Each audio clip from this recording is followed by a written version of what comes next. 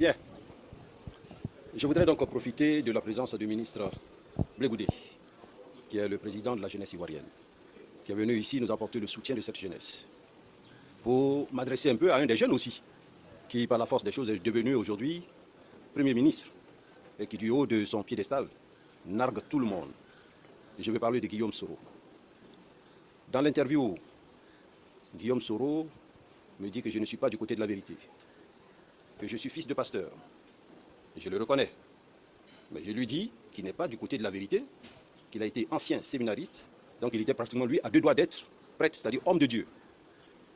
Il faut que les choses soient claires pour les Ivoiriens. Et je voudrais que les Ivoiriens sachent la vérité. Nous avons été approchés par ce monsieur pour nous demander de mettre l'armée à la disposition de M. Alassane Ouattara qui, dit-il, venait d'être élu. Nous lui avons dit non. Il nous a envoyé quelqu'un, certainement ça doit être un appât de sa part, pour nous dire que nous devons être nommés chef d'état-major. J'ai dit à son émissaire que j'ai fait 6 ans de commandement et que même si aujourd'hui le président Gbagbo venait à me remercier, je retourne tout simplement au village et que je ne souhaitais pas être chef d'état-major de M. Alassane Dramane Ouattara. Si c'est ça qui dit que je ne suis pas dans la vérité, j'ai dit que je ne suis pas dans la vérité. J'ai eu des entretiens avec M. Guillaume Soro. Et je lui ai dit que c'est lui qui a conduit le processus.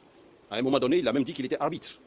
Et je lui ai tout simplement dit que quand on a conduit le processus, comme il a fait, et quand il s'est dit arbitre, comme il a été, il se doit de dire aux Ivoiriens la vérité. Nous avons tous écouté M. Guillaume Soro. Il nous a toujours dit, à la réunion des généraux, tout comme aux Ivoiriens, que tous les candidats ne devaient se prononcer qu'après que le Conseil constitutionnel ait donné les résultats définitifs. Est-ce ce qui a été fait? Ce n'est pas ce qui a été fait. Nous, des forces de défense et de sécurité, nous avons une mission. Celle de défendre l'intégrité du territoire national en tout temps, en tout lieu, en toutes circonstances, quelles que soient les formes d'agression. Celle de protéger les institutions de la République. L'institution de la République a parlé, nous nous en tenons à ce qu'a dit l'institution de la République. Il faudrait que cela soit clair. J'ai même dit à Guillaume Soro qu'il a été à la tête, et ça au téléphone. Des gens qui hier ont tué, ont égorgé certains de nos frères d'armes, ont éventré des femmes enceintes. Que trop c'est trop, qu'il est tout jeune, et qu'il ne serait pas bien qu'il ait dans sa main le sang des Ivoiriens. Je me rappelle, et comme si cela datait d'hier, lors d'une cérémonie organisée par M. le ministre Blé Goudé à l'hôtel Ivoire, prenant la parole, Guillaume Soro a dit: il y a des gens qui appellent à faire la guerre parce qu'ils n'ont pas encore entendu tirer un seul coup de canon. Alors pourquoi lui aujourd'hui, il appelle tous ces pays du monde à venir tuer les Ivoiriens, à tuer les Ivoiriens, alors qu'il n'y a même pas de cela longtemps, qu'il a présenté ses excuses aux Ivoiriens.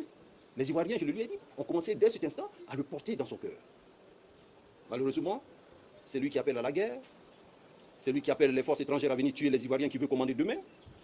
Et nous disons, trop c'est trop, il faudrait qu'il arrête. Il faudrait qu'il arrête tout cela.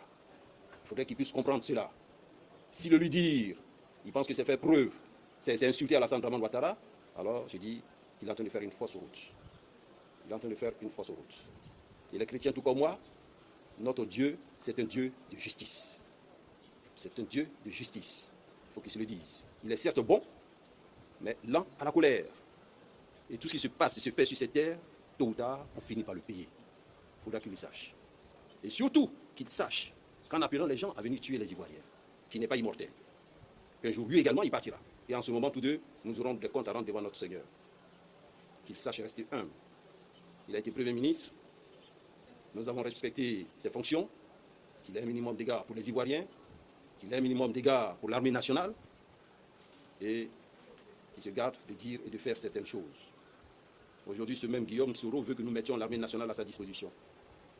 N'est-ce pas lui qui l'a combattu hier? N'est-ce pas lui qui a tué les éléments des forces de défense et de sécurité? N'est-ce pas lui qui a fait aligner des frères pour les égorger avec leurs familles et leurs enfants? Ils crient haro sur tous les toits. Ils sont à la recherche des charniers. Mais je crois qu'aujourd'hui, si la vérité doit éclater, les charniers, on ne les trouvera pas ici, mais on va les trouver ailleurs, peut-être en zone saine. Mais pour nous, en ce qui nous concerne, nous sommes prêts pour le combat. Pour le combat de la souveraineté. Pour le combat des institutions de la République. Rien ne nous fait peur. Et comme il veut que nous mettions en avant notre Seigneur, alors nous lui disons que pour nous, Christ est notre vie, la mort pour nous n'est qu'un gain. Nous sommes prêts, nous l'attendons.